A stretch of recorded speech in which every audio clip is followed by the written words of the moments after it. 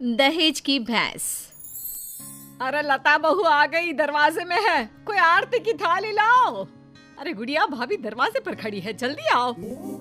घर पर शादी के बाद लता की पहली विदाई थी। वो ससुराल आती है। बहू की आरती करने के लिए इतनी एक्साइटेड हो रही है या फिर बहू के साथ आए सामान की है? सब जानते हैं। अरे लालची समझ रखा है क्या? अरे घर में अगर 2 सामान आ भी जाता है तो तुम्हें क्यों खुजली हो रही है? अरे कहाँ हो सब? मेरी बहू आ गई। सास थाली लेकर दरवाजे पर जाती है, जहाँ सामने एक भैंस खड़ी होती है। माँ, भाभी तो है नहीं, भैंस है। बोलो तो कर दे आरती। भैंस? भैंस कहाँ से आ गई? तभी लता आ जाती है। वो क्या है ना, पापा ने कहा है कि जा रही हो तो भैंस भी ले जाओ, वहाँ ससुराल में लोगों को दूध दही का फायदा हो जाएगा ना। तो ले आए हम।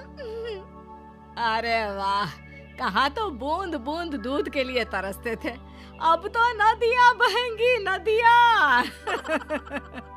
लेकिन ये भैंसियाँ खड़ी कहाँ होगी? रुको, तुम्हारे ससुर से पूछते हैं। सास अंदर बैठे ससुर को आवाज देती है। आज सुन रहे हो? बहू का ये सामान कहाँ रखना है और ये कहाँ रहेगी?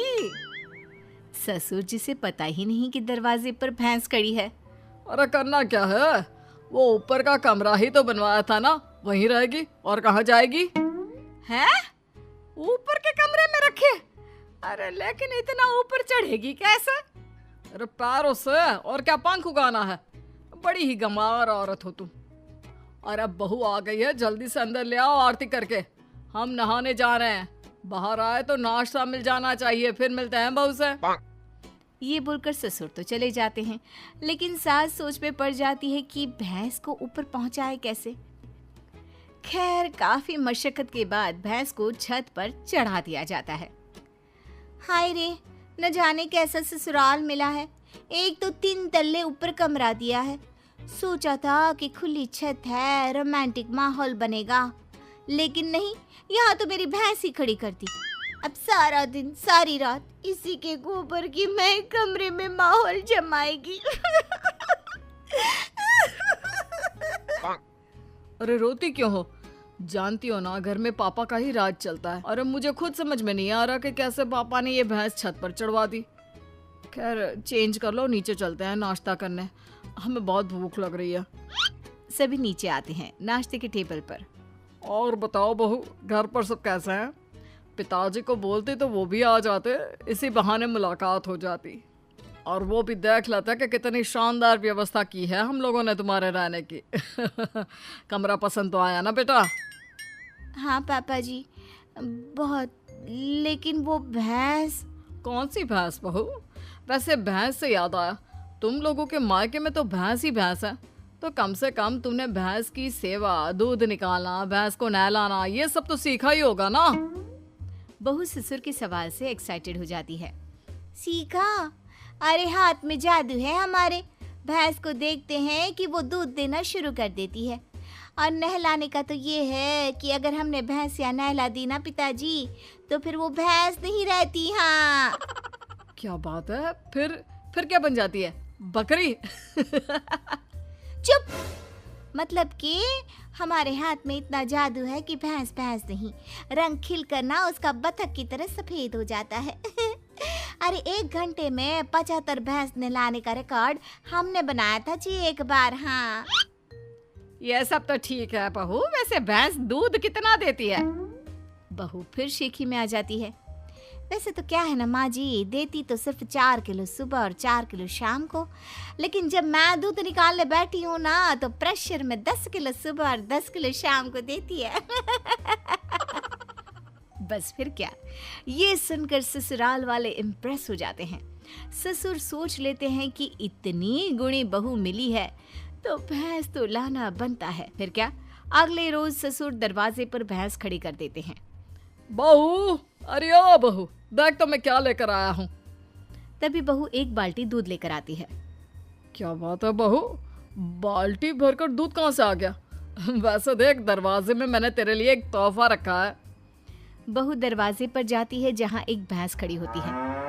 ये क्या पिताजी, एक और भैंस? एक और नहीं बहू, एक ही है। इसे बाहर ना एक शेड बनाकर खड़ा कर देते हैं, क्या कहते हो? हाँ हाँ पिताजी सही कह रहे हैं, क्यों नहीं। वैसे भी ऊपर ना अब जगह कहाँ है, वहाँ तो।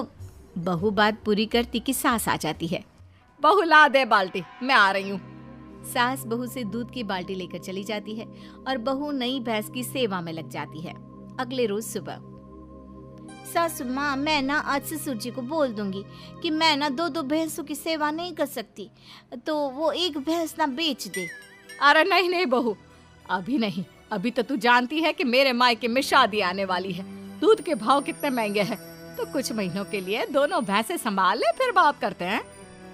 अब बहू सुबह शाम छत की भैंस और बाड़े की भैंस की सेवा करती, उसे नहलाती, दूध निकालती और सास को देती।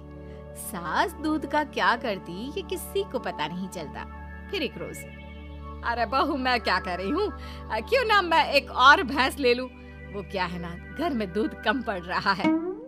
कैसी बात कर रही है सासू माँ, घर में दूध कैसे कम पड़ सकता है? इतना दूध तो खुद ग्वाला भी इस्तेमाल नहीं करता जितना हम और आप करते हैं। ना ना ना ना सासू माँ, एक और भैंस की सेवा करना मेरे बस की बात ना है। बहू का डायरेक्ट जवाब सुनकर सास को आ जाता है गुस्सा। अरे क्या बकवास कर रही है, मैंने जो बोल दिया सो बोल दिया, नहीं तो कर मेरी सेवा। आज शाम को कमरे में आ जाना और रात भर मेरे पैर दबाना। माँ जी, गला ना दबा दूं, भैंस पालने वाली समझा है क्या? अरे कौन से घर में छत पर भैंस खड़ी होती है, सारा दिन गोबर करती है और एक जगह खड़े खड़े भैंस की पीठ भी अकड़ गई है। तभी बहू की बात ससुर के कान तक आती है। क्या छत पर भैंस? अरे कौन से बेवकूफों के घर में छत पर भैंस होती है बहू, क्या तुम भी? हम लोगों के घर पिताजी, आप ही ने तो खड़ी की है ना मेरे कमरे के बाहर भैंस, सारा दिन गोबर करती रहती है। मैं कभी छत की भैंस देखो, कभी बाड़े की। हाँ? क्या? मैंने कब बोला? अरे जब बहू आई थी विदाई में भैंस लेकर, तब आप ही ने तो मुझसे कहा था ना।